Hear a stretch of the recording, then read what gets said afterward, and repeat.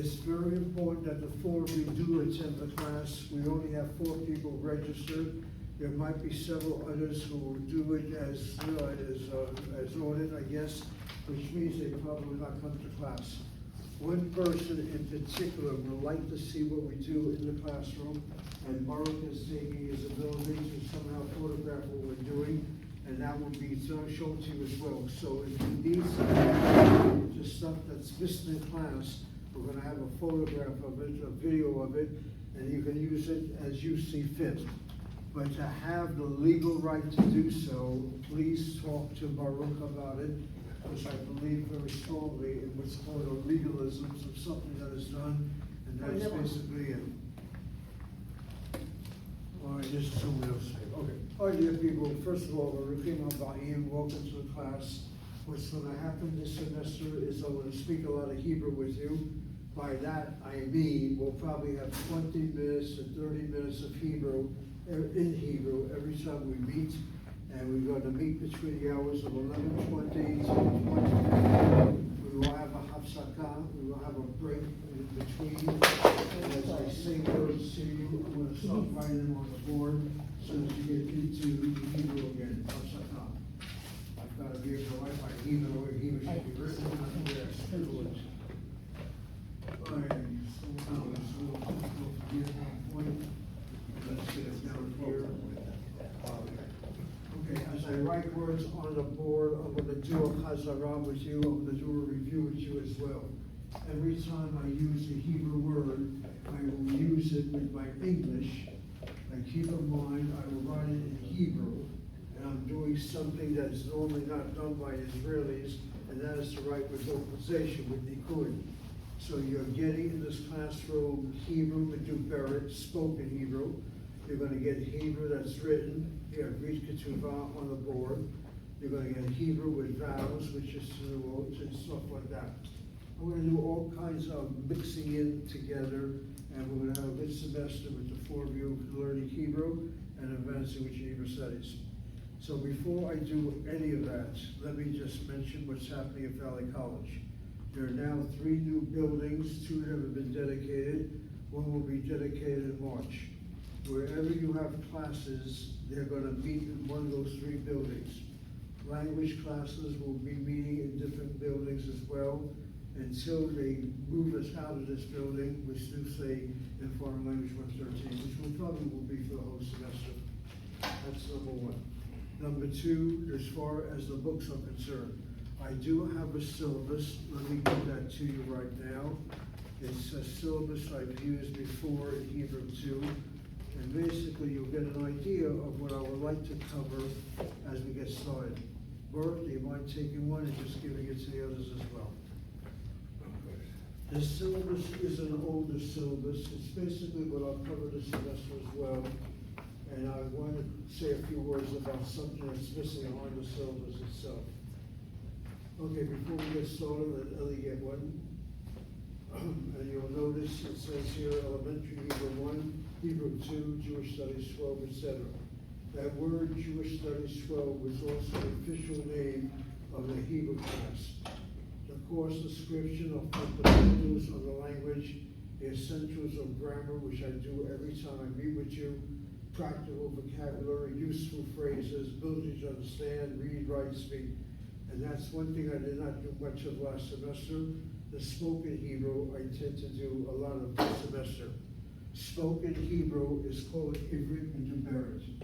The word Ivrit is the Hebrew word for Hebrew, Ivrit, and the word Meduberet. Watch how I'm spelling that word, Meduberet. As far as I'm concerned, let's do a little review right now. And that word Ivrit, go back to what syllables look like. A syllable consists of CV, CVC, CVCC, and then if you have a shvana, CINCV, CINCVC, and then a rarity, CINCVCC.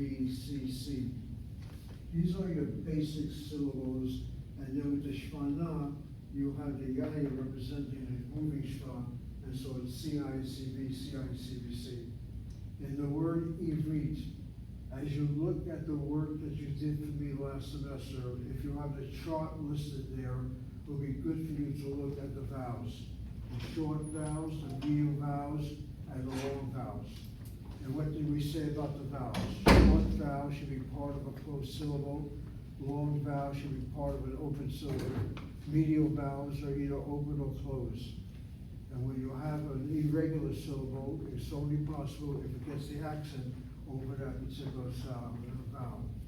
As I look at the word ivrit, you always begin your Hebrew words with a consonant, not with a vowel.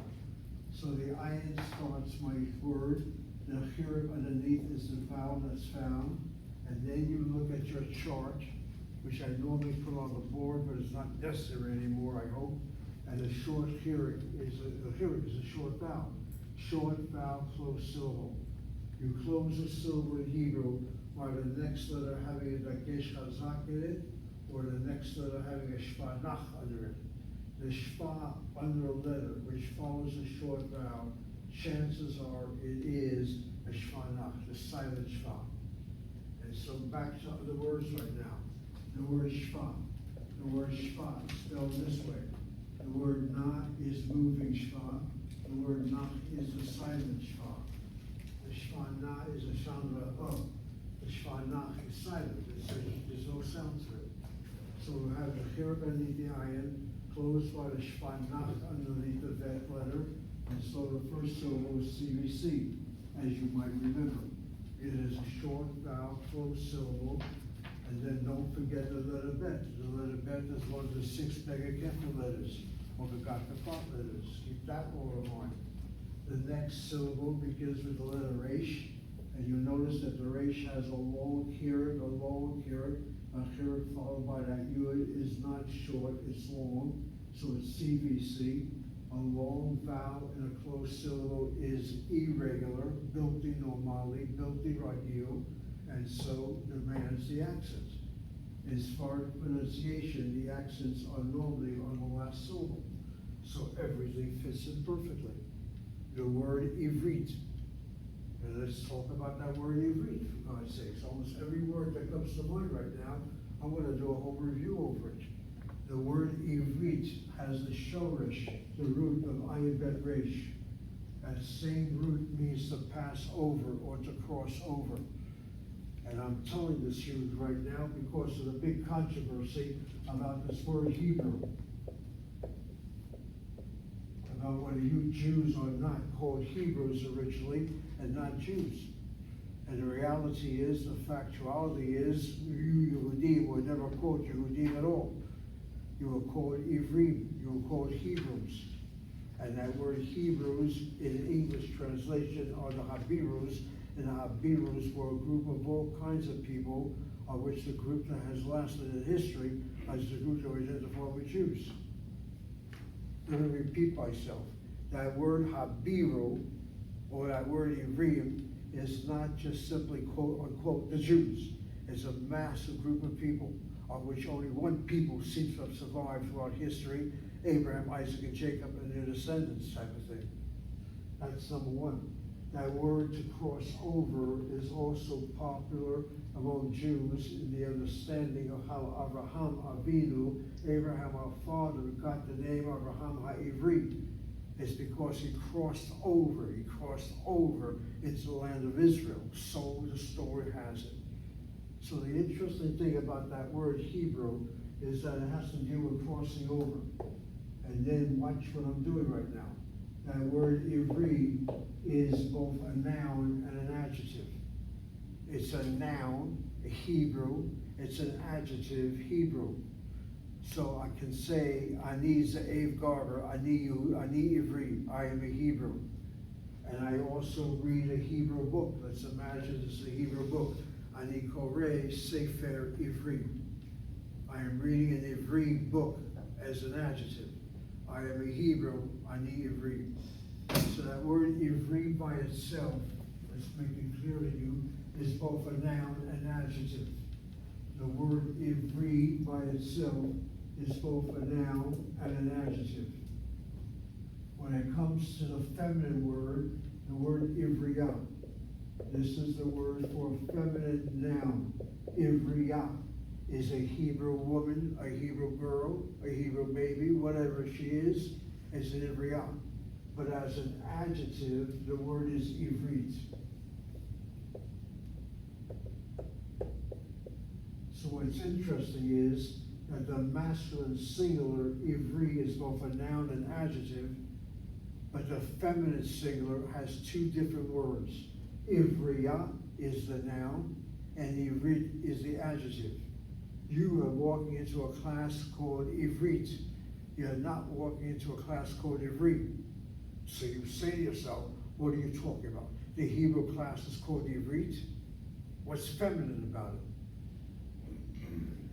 Now the reason why the Hebrew class is called Ivrit is because that word Hebrew is being used as an adjective. And it's defining the word kita. The word kita, Ivrit. You're into a kita. You're sitting in a classroom right now.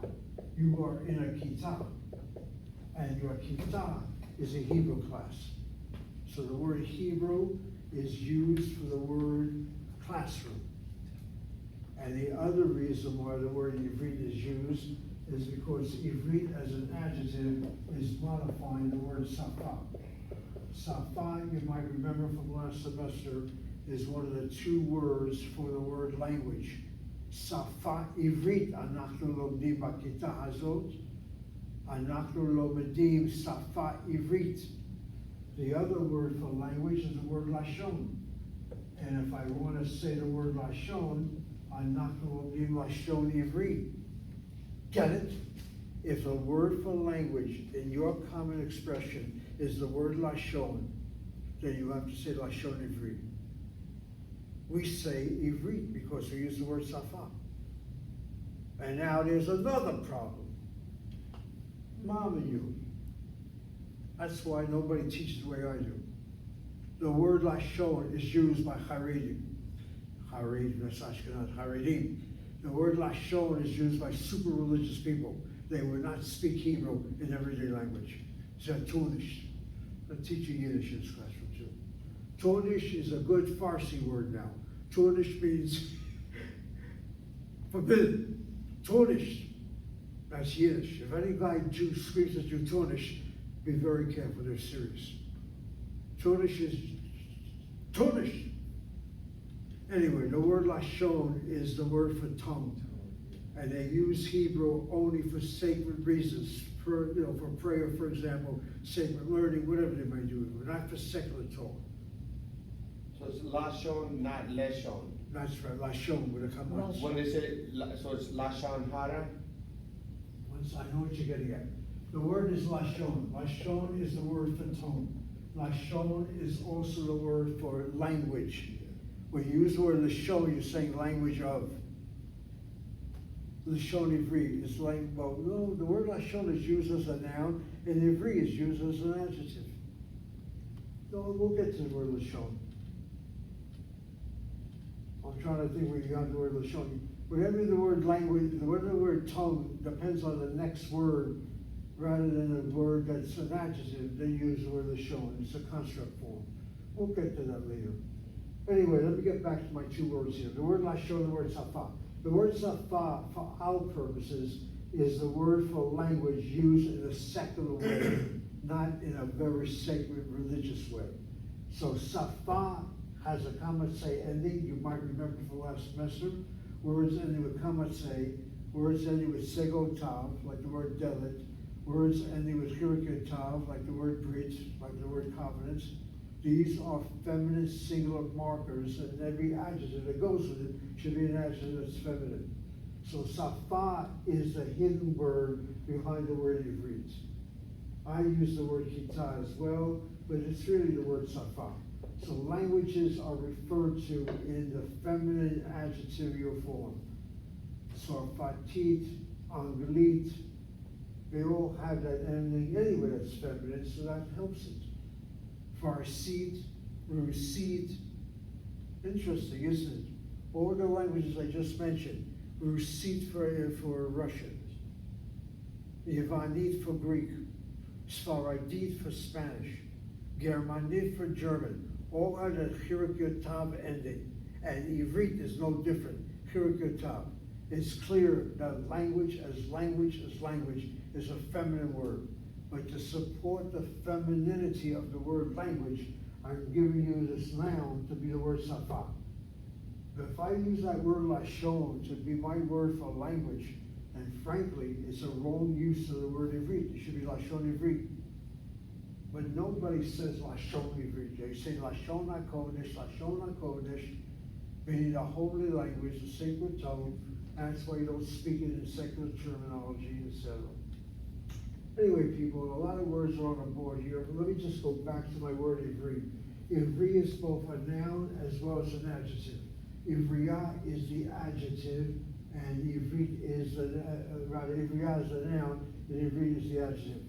Then when it comes to the plural word, ivrim, watch me now, ivrim is your noun, ivrim is the noun, and ivriim, I'm going to write it over here. Ivriim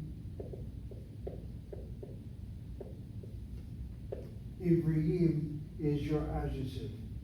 Ivrim is the noun Hebrews. Ivriim is an adjective Hebrew in the plural. And notice the spelling. You have the CVC, right? The Ayin Achirik closed by the Shvanah. And then the resh here has a chirik with a dagesh hazak and that yud, which tells me it's CVC, it's not a long chirik. That yud has been doubled, and it has a long chirik. So it's CVC for the last syllable here. Long vowel closed syllable is accent. Long vowel closed syllable, as you see in Ivrit, here's your long chirik closed, accent. Look at the word Ivriya, you have CVC, that resh has a yud, but a dagesh hazak in that yud. So it's a CVC, that yud is doubled, it's CV, and then the last letter hey, the tendency if the hey is the last letter and there's no vowel following it, it's a vowel marker. So we put the C in brackets, the C in brackets. Anyway, this stuff we covered last semester, I'll be repeating it again and again with you so you get a feel for it. And then this word meduberet. The word meduberet is spoken Hebrew. It comes from the shoresh and dalet the bet resh. And again, another review. Whenever you see a word that has more than 3 letters, assume that the first letter is not part of the root, or assume that the last letter is not part of the root, and that the root itself are the letters from number 2, 3, and 4, whatever.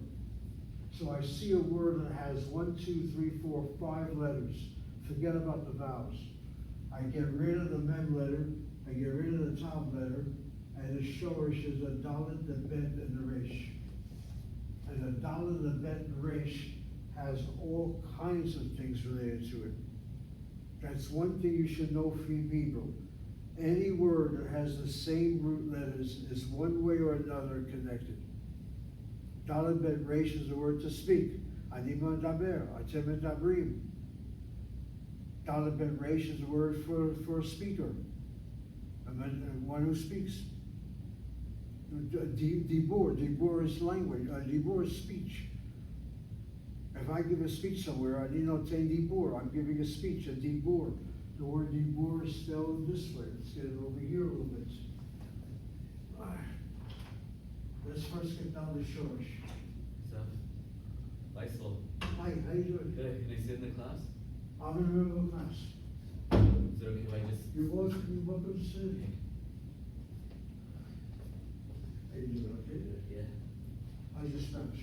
My Spanish? Yeah. Not too well. You don't speak? A little bit. Okay, a little bit. Okay. All right. You're walking into a class now full of Israeli Zionist wackos. I'm a Sufi now, so it's okay. Hey, one of my older students, I appreciate seeing him again. Anyway, we're in the middle of this thing right now. The dalet bet resh. So any word that has that particular root is going to be somehow connected. The word to speak is the meaning medaber. Then you have the word dibur, for example. Dibur is a speech. Again, when you vocalize, make sure you have your very careful letters, as they begin a word will be plosive, and they're, well, let's just play with this already. If you notice in the dagesh cow, in that dalet there, the vowel that's underneath that dalet is a chirik, a short vowel. The short vowel should be part of a closed syllable. That explains why there's a dot in that bet. And dot in that bet is not a sign of plosive or aspired. It is a sign of doubling the letter to close a short vowel underneath the dalet. So it's CVC, you might say, the first syllable. This letter's been doubled, and it's CVC, the second syllable. Long vowel closed syllable will have to be accented. It's an irregular syllable. That's what you should be doing as you see these words again and again. But taking that dalet bet resh, the word means to speak, I guess, in speech, etc. But there's also other meanings associated with dalet bet resh. And the word davar comes to mind right away. The word davar. Again, forget about the vowels. The word davar has a dalet bet resh, looks like the word to speak. But the word davar translates as thing, T-H-I-N-G. So in reality, you've got to say to yourself, what is the kesher, what is the connection between a thing, T-H-I-N-G, and the word to speak? Let your mind now begin to think a little bit. I guess the more you think, the more things come to mind. Maybe that's the reason. Maybe whatever you think something, you say something, that's the word to speak, and before you know, you have a thing created. I don't know what else to say, except that the word thing, T-H-I-N-G, davar, and the word to speak have the same three root letters. So there's some kind of connection between them. That's one advantage of a Semitic language. I don't think it's just true of Hebrew, I think it's true of all Semitic languages. You get the root of a word, and any word that has the same root letters are going to be connected. Okay, I'll stop with those two words right there. Anyway, back to the kesher. Okay, I gave you a new word right now. The word kesher. Kesher is a good word to know. Kesher means connection. Kesher is connection. What's the kesher? And notice how it's spelled with a kuf, not with a kaf. If I spell that letter with a kaf, I have to spell it the word for kasher. Kasher is that which is ritually correct. Kasher, which in English gets translated as kosher, I guess. But again, it looks the same. The kaf and the kuf are pronounced the same today, but they're two different letters. And if you want, you can make a connection between the two. When you keep kosher or keep halal if you're a Muslim, then basically there is a connection to why you're doing stuff like that. It's not being done in vain. There's something that's connecting you to do this type of eating habit. The word chazarah. Our word chazarah is what we're trying to do right now. That's the word for review. Chazarah. And again, don't forget from last semester, you always begin your syllable with a consonant. Underneath the consonant is a chataf pataf, in this case, which plays the role of a shvanah. Keep in mind that the four laryngeal letters, the aleph, the ayin, the hey, and the chet, cannot receive a shvanah, and will have in its place a chataf pataf, or a chataf sagol, or a chataf kamatz. In the case of chazarah, it's a chataf pataf that's found. And you treat it like this, you put the consonant, then the letter ayin for the shvanah, then you go on with the next combination, the zayin letter has a kamatz on it. And then from last semester, the kamatz can be one of three sounds. It could be the long kamatz, which we don't think about because it's more or less no longer usable or functioning. But it could be the medium kamatz or the short kamatz. If this were a short kamatz, it should be part of a closed syllable. That kamatz there is not closed by the dagesh chazak and the resh, nor is there shvanach underneath the resh. Furthermore, the resh letter, together with the four laryngeals, can never receive the dagesh chazak. So you don't expect to see one there. See what I'm doing with this chazarah? It's a fast review with you. So this kamatz is a medial kamatz. A medial kamatz can be either open or closed, and a medial kamatz can be either accented or one place removed from the accent. In this case here, it's CI&CV. You end the syllable with that. There's no closing features in that Kamats. And the last syllable is CV with the C in brackets. And again, it works out. The medial Kamats is either accented, as in the second syllable, or one place removed from the accent, as in the first syllable. Now, 9.5 out of 10 Israelis will say the word Chazara. If you ask them how many syllables, they'll say 3. They hear aha with ha, they hear ah with za, they hear ah with ra, 3 syllables. That's your average Israeli. The average American is even worse. They can't even spell anything anymore. So it is. It all depends on your computer. That computer is what's killing people. You don't spell anymore. You literally don't spell. So how many syllables? It's not 3. How's that? It's not 3 syllables. I can't hear for some reason. The syllables is not 3. No, it's not 3, it's 2. It's Chazak and Ra. Again, that Chatak Patak is misleading because it sounds like something. That's the problem. And that word Chazara, the word review, is something that deals with, well, review, I guess, means you view something again. The R-E means repetition, I guess. But what's interesting in Hebrew is that any word that has a het, zayin, resh means repetition. And the one guy that comes to mind is that poor little pig, the chazir. The Hebrew word for pig is chazir. Why does that little animal get such notoriety? The pig goes into the garbage fire. The pig goes into this. The pig goes. The pig is just a little porky guy. He's just a fat little kid. Leave him alone. And the classic story, which is a story of truth, by the way, is a little day school in France, which had a pet called a pig. And the pig remained the pet of that school because that pig always came around that school and the little children always liked that little pig. And because of that pig, the French Nazis avoided the school and did not round up the children. The pig saved the children, the little chazir. And what makes the pig unusual is it has a sign of being kosher. The outward sign, chewing the food twice, but the twin, the cloven hooves. Outwardly it's kosher. And I know it's going to sound crazy. There are Israelis who have imitated the pig already. There's a thing called the kosher pig now. I don't know what the hell pigs taste like. All I know is, why even make an attempt? But people have this need to do this and do that. Anyway, the word chazir. If you're called a chazer is the Yiddish Ashkenazi pronunciation.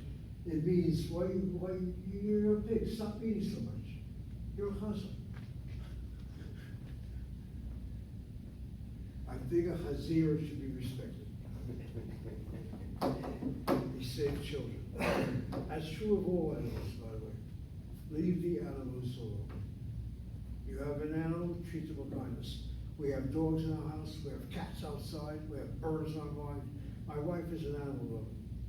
But all kinds of things come into our house or outside the house. All right, people, we're basically getting into Hebrew. We'll look at that syllabus again, and let me just go over some of this with you right now. The class meets from 11:20 to 1.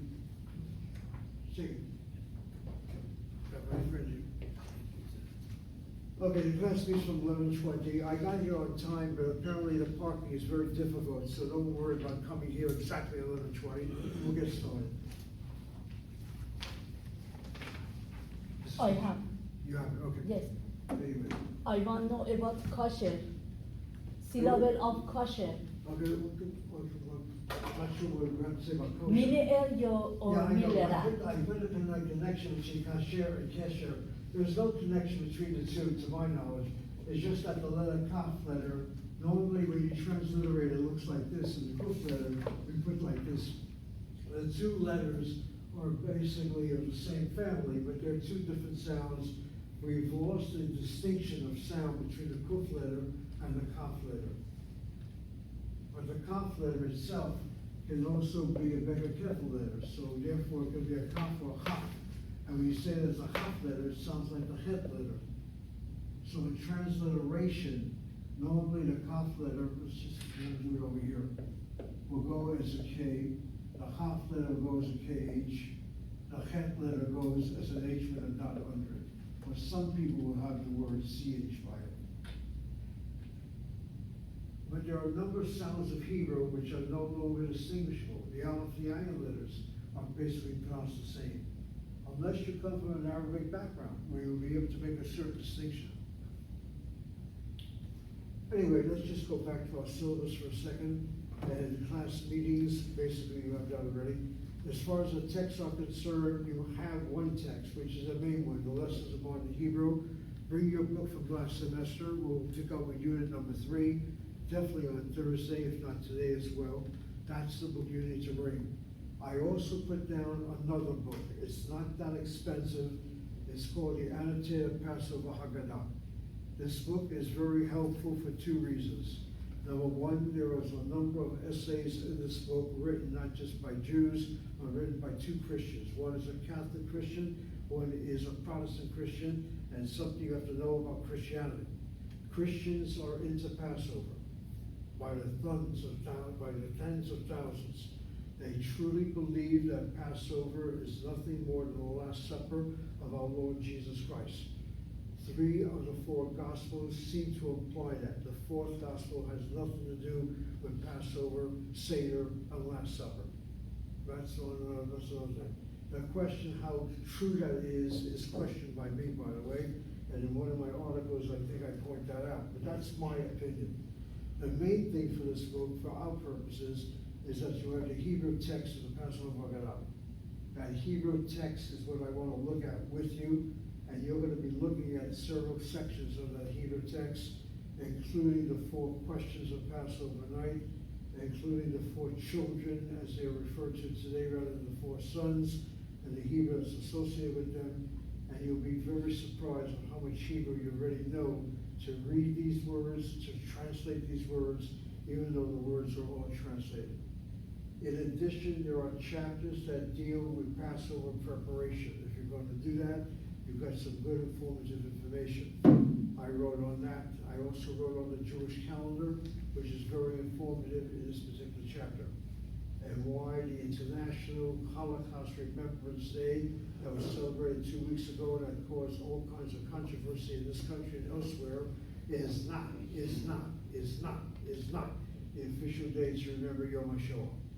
The official day to remember Yom HaShoah would take place somewhere around Passover, around Passover time. And why so? You'll hear me explain it. One theory has it that actually it's the Warsaw Ghetto Uprising. That's the reason for the Passover, the reason for the Yom HaShoah to be celebrated in the month of Nisan. What is that holiday in English? Yeah, well, it has nothing to do with the Warsaw Ghetto Uprising. It's just that it's a popular tradition. And if you really want to know the reason for why it's celebrated what it is, then you read the chapter on Jewish holidays and the official position, as I interpret it, of the state of Israel declaring Yom HaShoah on the day it was declared. And then let me make it very factual for your purposes. In 1948, when Medinat Israel was declared a state, no holiday called Yom HaShoah was established. Yom HaShoah was not at all recognized by the state of Israel. It took 3 years later, in 1951, that Yom HaShoah was finally proposed and accepted as a national day of memory in the state of Israel. And Baruch, particularly your case, and Hannah, and Eli, and Yirmiyahu. And your first name again? Faisal. Again? Faisal. Faisal. Also has the curiosity? Why why does a Jewish state not recognize its greatest catastrophe, if it indeed did take place, say some people, on 1948? You think about it, and you get this book, and you'll see the possible explanation. 1948, that was a tragedy where there, a lot of Jews were attacked and killed. Well, we don't know. It makes no difference when they attack. Of course they were attacked. The question is, why did they wait 3 years before they finally established Yom HaShoah? And that's, these are the questions that you people don't ask about America's independence. All of a sudden, we have 250 years, I understand, of celebrating America's independence. And why do you think on a 250-year celebration, Christians United for Israel are marching like mad dogs into Washington right now? All of a sudden, the United States is going to become another state of Israel. I can't wait to what's happening this July 4th. And what you have is an American president, what you have is an American ambassador to Israel, who does not refer to the West Bank as the West Bank, he calls it Judea and Samaria. What you have now is Iran going on now, what's going on there. God knows what's going to happen there. Things happen, people, and I guess why, it's just part of being alive, I guess. Anyway, you have articles that deal with this, written several years ago, certainly my articles, and it's a good book to have. It's not that expensive, it's maybe $20 or $25. Go online, whatever copies they still have, annotated, pass on, log it out. And then there is that, the Association of Jewish Studies Perspectives. I thought I would have the printed copy by now. They told me it was sent out, so I'll get it possibly by Thursday before we come to class. I'll have copies of it. Try to get your copy. It deals with Jewish studies in the academia. It's an updated, 20 different positions presented, and your professor is the one who's the editor-in-chief of the magazine, and I think you'll find it with a lot of pleasure. We might be 4 or 5 people in this classroom, but do you have any idea of the significance of what has happened and what goes on with Zev Garber teaching a class? It's not just restricted to here, it's all over the world now. And you're part of it, and be proud of it, and don't hide from it. And people are gonna say, Zev Garber's your instructor. Just don't go to DMV and tell them that you studied Valley. I failed the first time 2 weeks ago, and the person who was my inspector was a student at Valley College. George Zev Garber, he failed me right away. I failed the first time at Jeremiah, I failed the second time I took the DMV. I said by the third time, if I fail, it's gonna be a problem with the DMV. And I told that to the inspector immediately. He was a Filipino, he passed me immediately. The second one was an Asian, he failed me. The first one was a student here in the 1970s. If you have to take a driver's test, don't be a wise guy. Behave yourself, go over the rules, they'll catch you on everything and anything. I'm serious. At your age already, you don't have to take it that often. You reach my age and you're blind in one eye, you have to take it every so often. But I passed it, I drive carefully, and you don't have to worry. The problem I have now is parking. You have people parking in the handicap who don't belong there. By Thursday, if I don't have my parking spot where I normally park, I'll make sure I get it by the second week. All right, people, this is basically it. I have articles that are listed here. I will send you some articles by email, so you don't have to worry about that. Of course, objectives, and then of course we have whatever's called the class itself. You'll not be taking exams, you'll be doing your written assignments at home, and that'll be good for you to just simply write a little bit more, etc., and things will be okay. Okay, there is a word that's found here where I have the phrase "Iggeret." At least I think I have it here. I'm looking at articles, that word "Iggeret," where is it found? Or maybe I don't have it here. All right, let me use that word "Iggeret." One of the things that is associated with my name is that Professor Steve Garber is the editor of a newsletter of the Professor Peter called "Iggeret." That word "Iggeret" is a good word to start now a little more formal instruction. The word is "Iggeret," and part of Hebrew, as is true of all languages, is that there are connections with other languages or backgrounds that nobody knows who's a native speaker.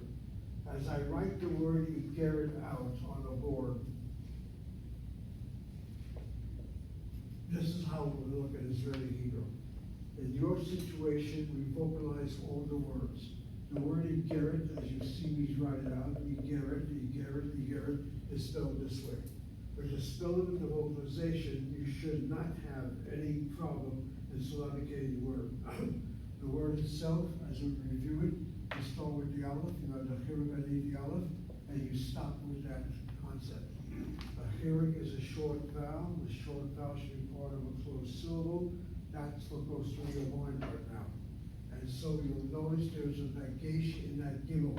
That dot in that gimel is not done superfluously.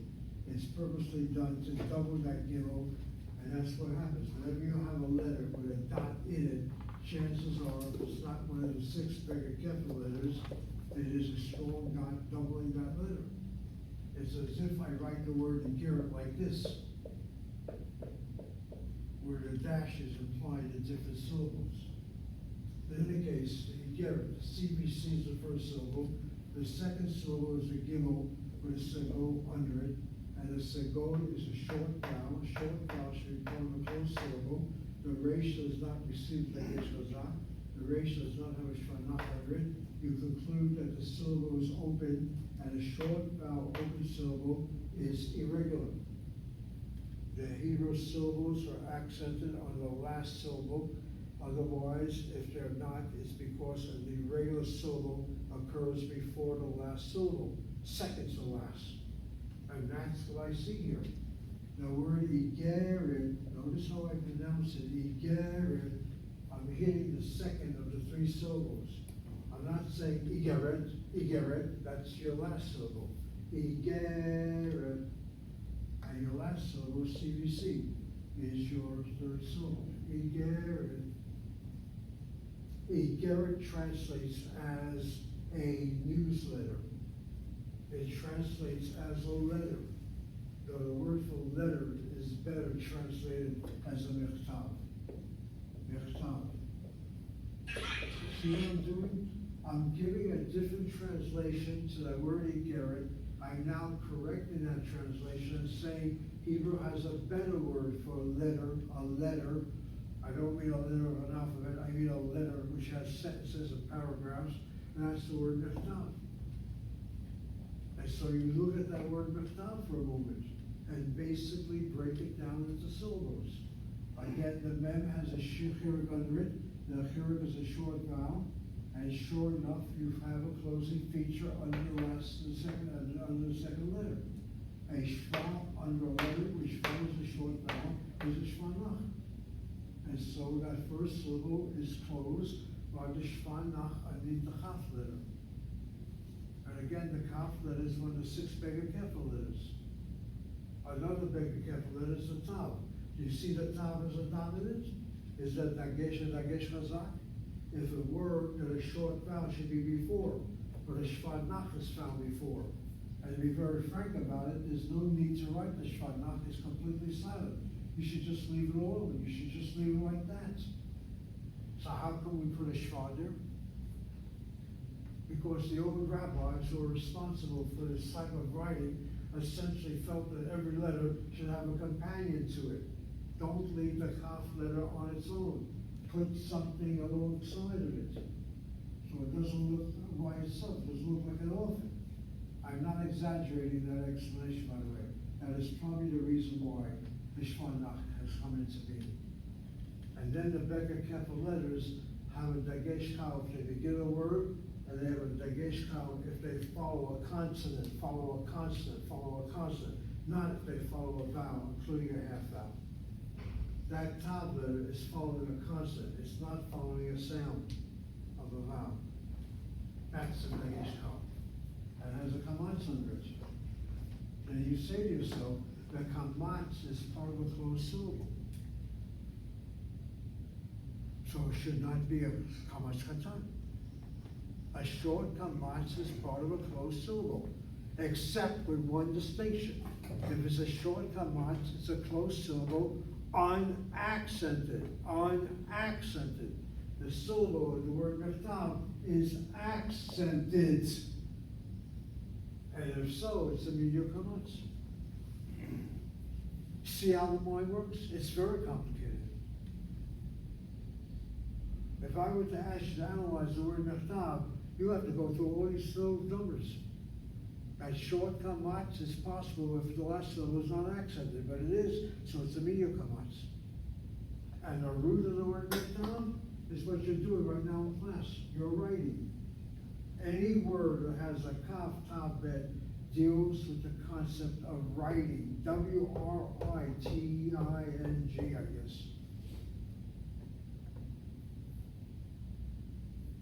That's it. And so mechtav is a letter in writing. And Igeret is more called, it's more a letter, but it's like an epistle. Write down the word epistle. E-P-I-S-T-O-E. In fact, one of my students who's going to sign up for the class but cannot come, but appreciates the video of this, has sent me something that deals with that word epistle, because we talked about the word Igeret. If I have it here, I'll read what he sent me. I don't seem to have it, it's unfortunate. I have it somewhere. Anyway, the word epistle. Epistle is the word that normally is used and translated. I think I have it right here. I have a kick-out from Wikipedia that deals with that word Igeret. I'll tell you what I have here. It's called an AI overview. AI overview. That's something you people know about. This is the way you're now writing letters. AI.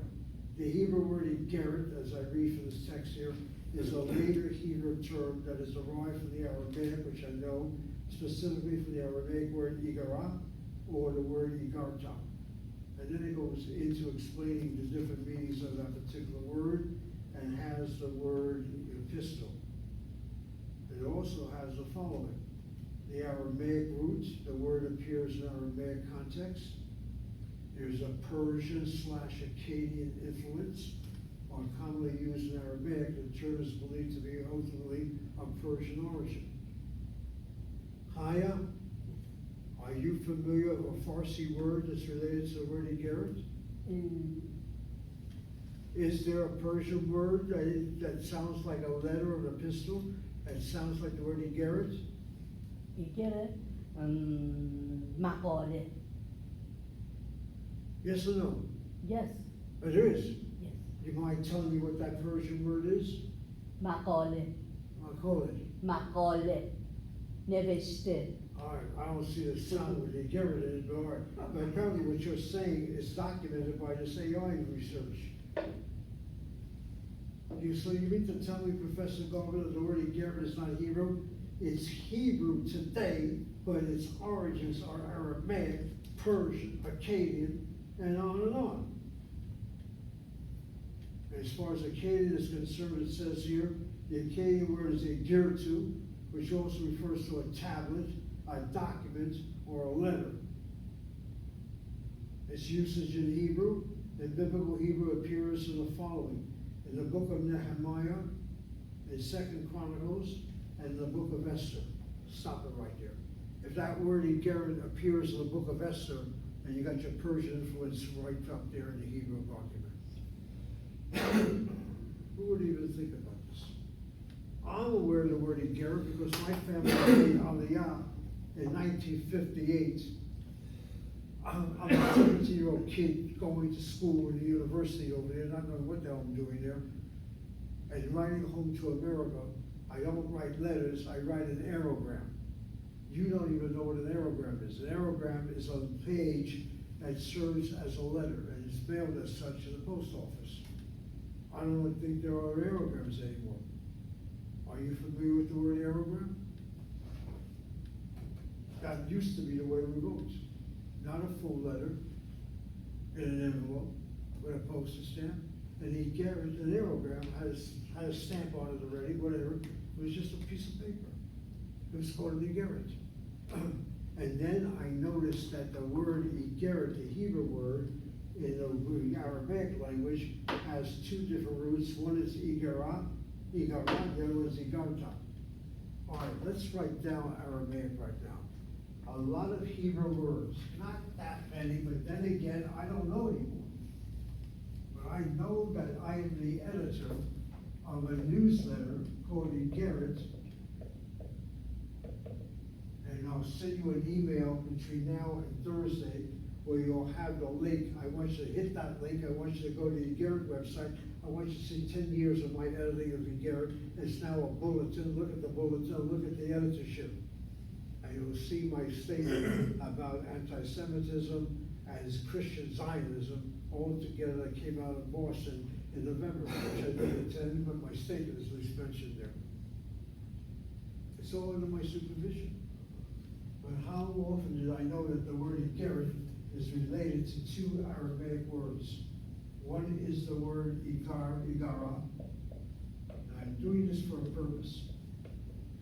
And the other Aramaic word is Igarta.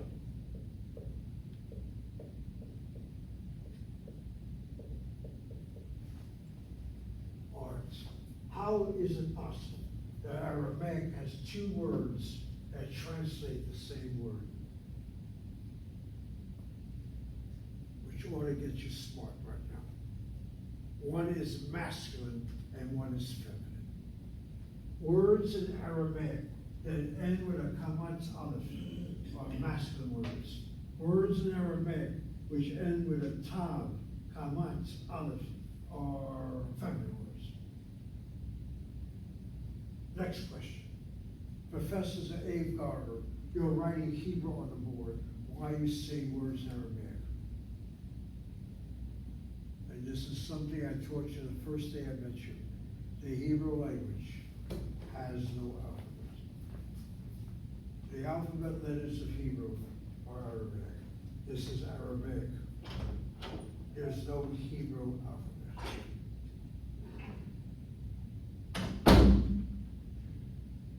I was sitting in class saying, how is this possible? How does a language which has such influence in writing like scriptures have no alphabet? It doesn't. It did, I guess, but it was another language. Does it have the shadda? Yeah, Does it have the shadda, the markings? I don't hear you. Does it have the shadda, the markings? It's okay. Oh. Does it I'm have? sorry, just don't hear. That's okay. Does the vowels, does it have the vowels? Last vowels. Oh. Yeah. And the vowels themselves basically come in later on. If you look at the Hebrew Torah itself, the 5 books of Moses, read in the synagogue, it's all vowelless, no vowels. The printed Bible is based upon the vocalization, which comes into history much later on. How much more so when you have the following factuality. The so-called oldest written Torah scroll, and so the Dead Sea Scrolls were found in 1946, 47, dated to around the year 1300 of the Christian era. Which means all these centuries there was no Torah scroll. This is part of history, people, and I guess the whole question is, you know, if you want to be factual about history, just think of that word history itself. History is nothing more than his story. History has nothing to do with she story. She story will be the woman's contribution. Do you understand how demeaning this is to a woman? Didn't she contribute anything? Well, she contributed the men who came up with this notion called history. And then when you look at it very carefully, the word is story. The word is narrative. The word is Torah. Torah means teaching. I just finished writing a review of 600 pages called In God's Presence, and it deals with an Orthodox rabbi who was involved with interfaith dialogue in Israel.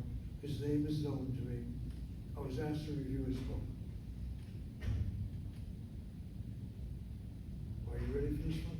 The book is published not by a Jewish publishing house, but by Baker House, which is a Christian outreach house.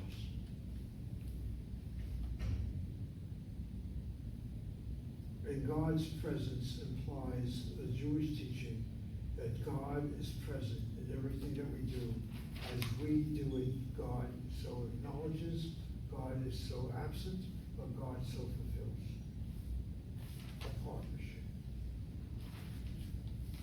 It's amazing how things are told. The story, if you will, is our story, and God is part of that story. Anyway, the Igara and the Igarta.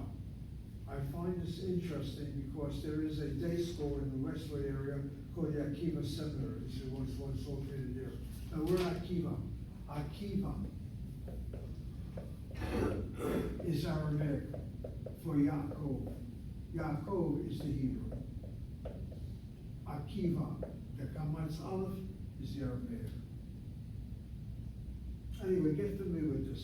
And then the word Igeret, to the point of view of Hebrew now, is a feminine word. Words that end with segotav are feminine singular nouns. And then the meaning of the word Igeret, my introduction to Igeret was an aerogram. That word doesn't exist anymore. And I'm not talking about so many years ago that the word Igeret was used for aerogram. Anyway, people, that's what language does. Language changes, language has multiple meanings, and that's what we're trying to do with the Hebrew.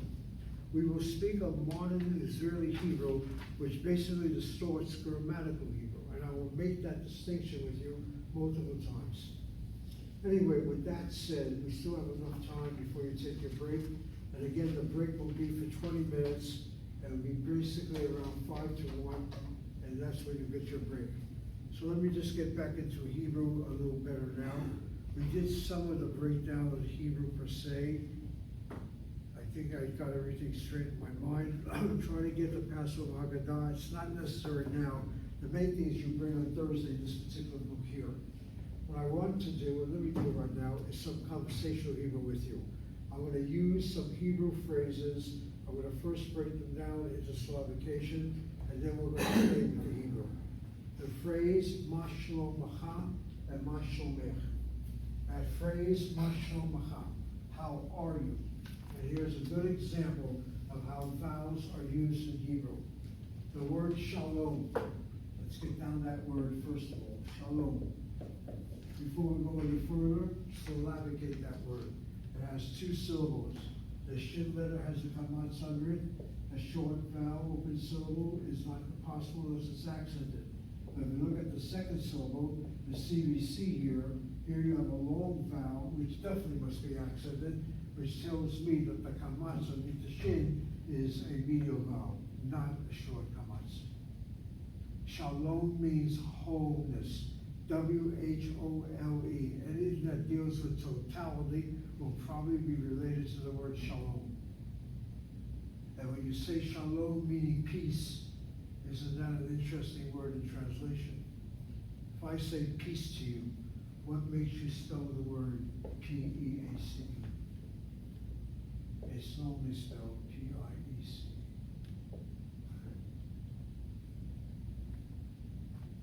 You get the message? You can teach anything this way. Peace and peace. Just convention. Both pronounces it. That's what the world in the Middle East right now is. Bunch of pieces.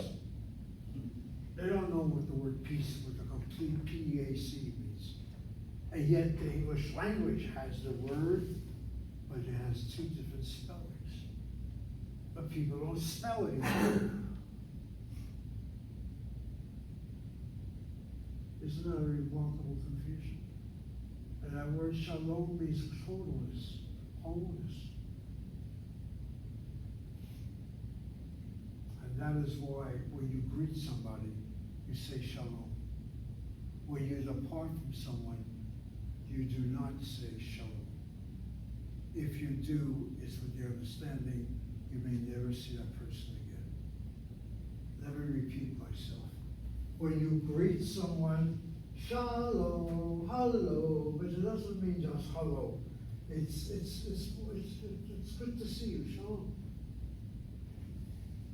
And when you say goodbye to someone, it if you say goodbye, who knows if you ever will see that person again. Wish them totality and peace. Otherwise, you say lehitraot. Lehit, ra'ot. See you again. Lehit ra'ot. And that word lehit ra'ot looks so difficult. Look how many syllables it appears to have. But then use your knowledge of syllabication. Watch how I break down that word. The lamed letter has a shva under it. The shva looks like a shvanach. When you have a shva underneath the first letter, it's not going to be a shvanach. It's not going to close anything. And then you continue. The hay letter has a chiruk under it. The chiruk underneath that hay is a short vowel. Short vowel should go to a close letter. And sure enough, the shva underneath the tav is the shvanach. C-I and C-V is the first syllable. Lehit. The second syllable is the resh for the kamatz. And then again, the kamatz, if it's going to be a short vowel, it's got to be part of a closed syllable. But the aleph letter doesn't take a dagesh chazak. It's one of the four laryngeals of the resh letter that don't take a dagesh chazak. So the syllable is open. An open syllable with a kamatz is probably going to be a bidur kamatz. And that bidur kamatz is guaranteed because the last syllable is an aleph with a long vowel closed, and therefore it needs to be accented. 3 syllables, the hit round, and there shouldn't be any hesitation where the accent is, and there's vocalization, there's suffocation of the other syllables. Israelis, like any other group, do not have time to say the hit round. They simply say the hit. Lehit. And when they say lehit, they don't mean to hit. That's your English.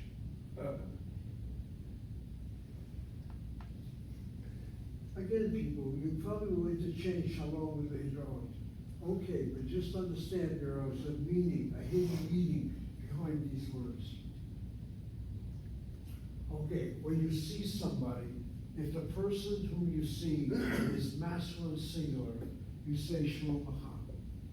Notice how I am writing out that word. You proceeded by asking, how are you? Ma, the word ma. The word ma means what? But it's also, I guess, has the meaning of how, H-O-W.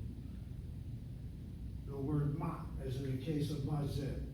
Mazeh, a common phrase of the word ma. Notice how I'm spelling it. With a patach is the word zeh. Mazeh. What is this? Notice also something unusual. There's a dagesh in that Zion letter. How come? I mean, I can understand a beggar kefir letter beginning a word, right? The beggar kefir guys, the bet, the gimel, the daled, the kaf, the pei, the tav, beginning a word, the dagesh come. Why is the Zion getting a dagesh? And if you see a letter which is not beggar kefir, or even if it is beggar kefir, with a dot in it, chances are that there's a vowel before and another word that's short and needs to be closed by dagesh chazak. This is unusual, but it's regular with the word ma. The word ma is written as an individual word. The word ma should be written like this, with a pata, short vowel, not accented, dependent on the word that follows. Mazeh, mazeh, mazeh. It's as if I write the word like this. But ma is written independently. So please keep that word in mind. That word ma is a short vowel, not closed by the letter hey. The letter hey at the end of a word is not really a consonant. So it's like a CV with a C in brackets. But that pata, there is a short vowel closed by the dagesh chazak in the word that follows. Mazeh. So the word mashlomcha, that ma letter, the letter sheva with dagesh chazak in it. Notice how I'm saying it, mashalomcha. I'm not saying mashlomcha, I'm saying mashalomcha. The ma, the gesh hazak, the shin is hit with the ma, and this is the shvana. C-I-N-C-V is your first syllable, right? The consonant shin, the shvana, the lamed, and the vowel. Second syllable picks up with the mem, shvana underneath that mem. See that kaf letter at the end? It doesn't have a K sound, it has a kaf sound to it. It's following the shvana. So the kaf letter is now inspired rather than plosive. We'll continue it. So it's C-I-N-C-V, we're going to kamatz alongside the bar of the kamatz, of the kaf letter. Israelis say the word as mashlom. They say shalom. They add the mem, or fix the mem to the O sound. Incorrect spelling, incorrect pronunciation. It should be shalom mecha, mashalom mecha, not shlomcha. And this is where you'll find Israelis not saying it correctly. Mashlomcha is masculine singular. Mashlomech is feminine singular. Shlomech. This is the feminine form. Mashlomech. So in the case of Chaya, I would say Chaya, yeah. Mashlomech. In the case of Baruch, Mashlomcha. Mashlomecha. The response by you as individuals would be, I'm okay. The word is shalomi, shlomi, shlomi. It's that word shalom, but it's adjusted differently. Shlomi tov, I'm okay. Shlomi beseda, I'm all right. However you want to say it.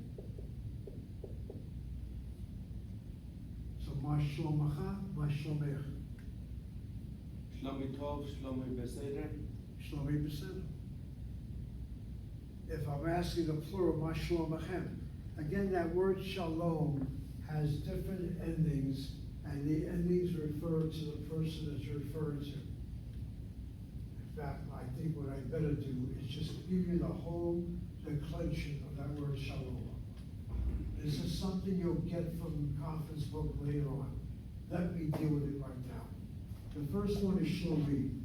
Shlomi is masculine and feminine.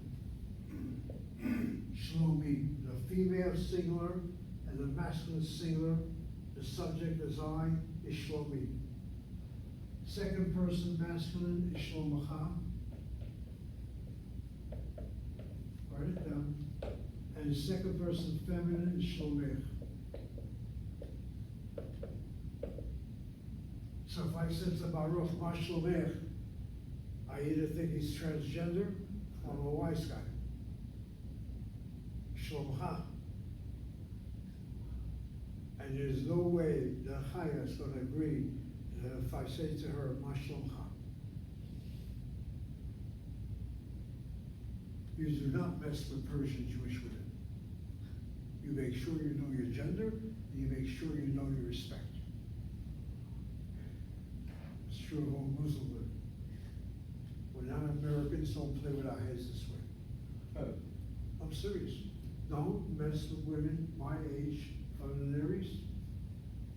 They take their gender, they take their responsibility, they take their calling very seriously. Don't play with it that way. Okay, my Shlomo. Shlomo.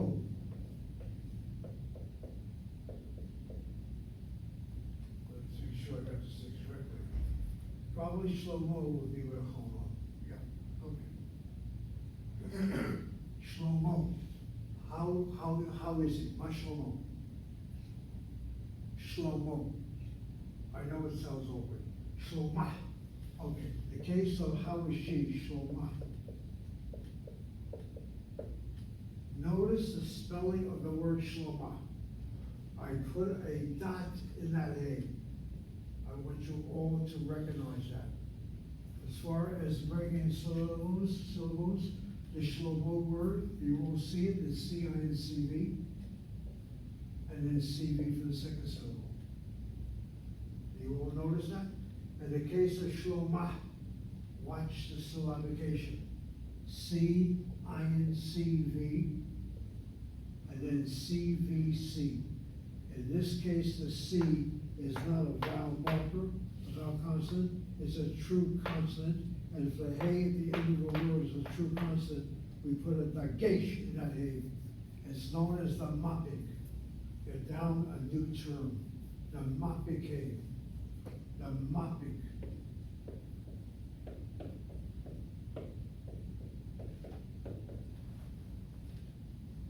When a hey is the last letter, is treated as a true consonant, it's called a mapik, the mapik hey. And watch how I say that word. Mashlomah, mashlomah. I also say mashlomah. Mashlomah. The mapik hey is like mashlomah, mashlomah.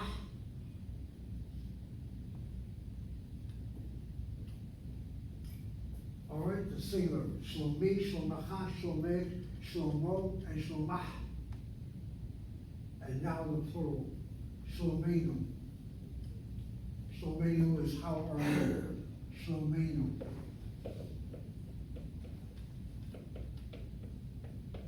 Shlomenu. Again, CI and CV is the first syllable.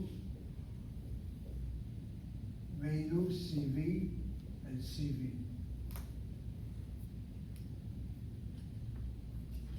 Second person plural masculine is shlomachem. Shlomechem. And a second person feminine in a plural is shlomechem. Now I'm working from memory that goes back centuries, it seems. I'm almost sure I'm right when I'm right. The word shlomechem, shlomechem. Notice how I'm saying it. Shlomechem, not shlomchem. Shlomechem. C-I-N-C-V is the first syllable. C-I-N-C-V-C is the second. Again, the long cholam, you don't want to have it part of a closed syllable. It should be part of an open syllable.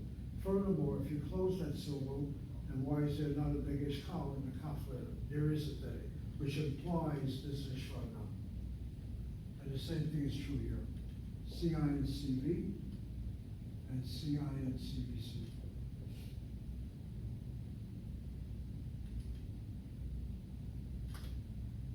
And then finally, the third person, how are they? Is shlomam and shloman. Shlomam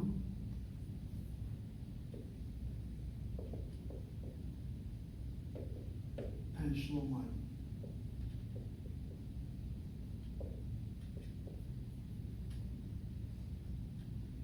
That word shlomam and shloman is so rare to my hearing. I just hope I wrote it correctly.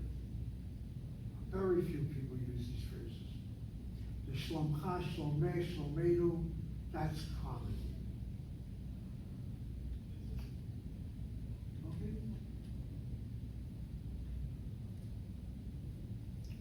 Before you take your break, I'm sure you get to slow down, but we still have time.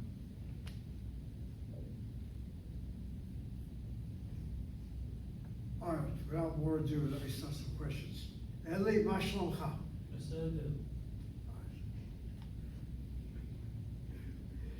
Eli is a typical Israeli. Not typical Israeli, typical Mizrahi. How about a full sentence? Ma shlomacha? אני בסדר, מה איתך? Okay, now he's coming back with questions. All right, stop it right there. Okay, instead of saying beseder, ni beseder is fine. It's not a problem. Okay. All right, his answer beseder is a typical, okay, everything's okay. Beseder. As you give me your responses, because some of us may know the phrase, some of us may not, I'm going to write down the phrase as well. The word Seder. Seder means order, O-R-D-E-R. Seder is also the word for the night of the Passover, the Seder meal, the regular meal for the Passover. And speaking about Passover, my good friend Yirmiyahu, did you see the first installment? The episode, yeah. Yeah. Yeah, I saw it. Okay, is it always on Tuesday night? I think so. I Yeah, think so, If you don't mind, I couldn't see the first one. There's an episode dealing with black and Jewish combined history in America, and basically the background is the Jewish Passover, the black Jewish Passover, whatever, and the participant of blacks and Jews in that mutual meal. It was on PBS this past Tuesday. Yirmiyahu was aware of it, he saw the program, I did not. And if you don't mind, Yirmiyahu, on Thursday, let us know when the next segment comes on. It's important that you see this, particularly the black situation and the Jews is more interwoven than most people are even very good to imagine. I get all kinds of mailings from black African Jewish groups in Africa, helping them with their support and encouraging them, etc. And if you go to my Facebook, why don't you just kick in Zev Garber, you'll see several, Zooms, involving black Jews. They're converts to Judaism, and when they convert to Judaism, it's not just the reform or liberal, they're super orthodox, it seems, and they practice that orthodoxy, and they feel very comfortable with it. Anyway, it's important that Jews as a group know who's part of their element. It's important that we all know something of that nature.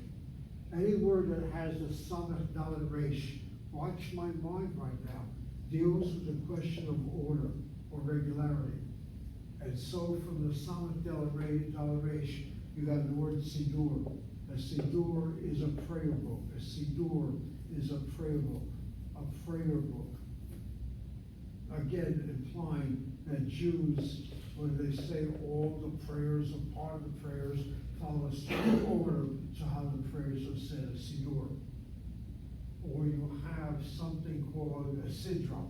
A Sidra is the weekly reading of the Torah. And notice how I'm spelling that word Sidra. Sidra, spelled the way I have it on the board, is not Hebrew. How do I know it? It ends with a Kamas Aleph. It's an Aramaic spelling of the orderly way of reading the portions of Scripture, the 5 books of Moses, in the yearly cycle. What you don't know is that there once was a 3-year cycle, a triannual cycle, of which non-Orthodox synagogues probably follow, in which they'll read a section every week rather than a whole section that's read by the more Orthodox congregation. But the word is Samech Dalet Reish. And you go on and on with this. Any word that has the Samech, the Dalet, and the Reish, the type of order comes about. The Seder means everything is okay. Ma shlomcha. B'vakasha Baruch Ma shlomcha. Ata, Ma shlomcha. Beseder. If he says beseder, why don't you add another word? If you feel that everything is okay. Called Beseder.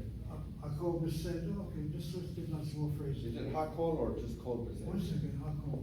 You're right the first time, Hakol. Hakol means everything. Hakol means everything. It can also mean everyone, but basically Hakol is everything. Hakol, everything. The Seder, everything is in order. Everything is okay.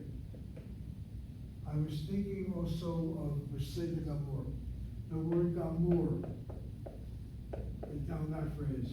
Gamor comes from the Shorish Gimel Memresh, which means to finish or to complete. Beseder Gamor means absolutely okay. Beseder Gamor. Bevakasha Geveret, Ma Shlomech. שלומי טוב. עוד פעם? שלומי טוב, תודה. Okay. She said, did you say Shlomit? שלומי טוב. Shlomit, okay, good for Chaya. Leave it to the woman, they'll come up with a different way of saying it. She's saying Shlomi, I'm okay, Shlomi Tov. Tov, the word Tov, stop it right there. The word Tov is normally used as a noun, as an adjective. Tov, Tovat, Tovim, Tovot. But the word Tov can also translate as an adverb. Shlomi Tov, I'm well. Or I'm good. Tov means both in your case, Chaya. I'm good, I'm a good person. But we Shlomi Tovah, if you want to say it's an adjective. Yes. But Shlomi Tov is used as an adverb. Shlomi Tov. And Yirmiyahu, Vakasha Adonai, Ma Shlomcha. Can I say, ani, I, fa? No, I type. Okay, start with the word ani. Yeah, ani, I Ayefa, yeah? Ani ayef, ayefa. Yeah. Mhm. All right. Okay. All right, just 1 second right now. Will Yirmiyahu is studying his Hebrew. He's gonna make sure that Hebrew is taught to the crowd out there. Ayef, ayefa. All right, I need to have this particular phrase before you take a break. The word ayef. Notice how I am spelling it with a final thing. The word ayef means tired. Ayef is tired. This is masculine singular. If you make the word feminine, you then add the kamatse, and the kamatse underneath this guy here becomes a chantapata, ayefa. Ayefa. The problem is the medial sere normally is accented, so the accent should be here. And therefore, if it's there, the kamat should stick around. The kamat is either accent, one place, one for accent. But for the word ayefa, we hit the last syllable, so that kamat is 2 places removed, reduced to a shvana. I cannot take a shvana, then it's place a chantapata. However you want to spell the word ayefa, what surprises me, Yirmiyahu, is piha, from your mouth. Ata Marta, you said, I need ayefa. Are you transgender? I thought fa, but it's masculine, no? You avoided the question. Are you transgender, Marie? No. No, okay. That's all right, Baruch. He got confused. He thought it was masculine. But when a United States Marine confuses that word, and there's some kind of hanky-panky that goes on. The word ayef is masculine singular, ayef is feminine singular. But to be tired means you put in a whole day, a full day, etc. Ladies and gentlemen, before you take your break, you're a professor. By Thursday, I'm gonna see a dermatologist tomorrow. And what my Persian dermatologist is gonna do is remove something from my face. I have a little bump here, and who knows what kind of bandage I'll have, but we'll be okay. Main thing is, I'm glad the class has started. When we come back, we'll continue with a little more Hebrew, and then I wanna get started with unit number 3. And, welcome to class, glad to see everybody. And Faisal, right? You're welcome.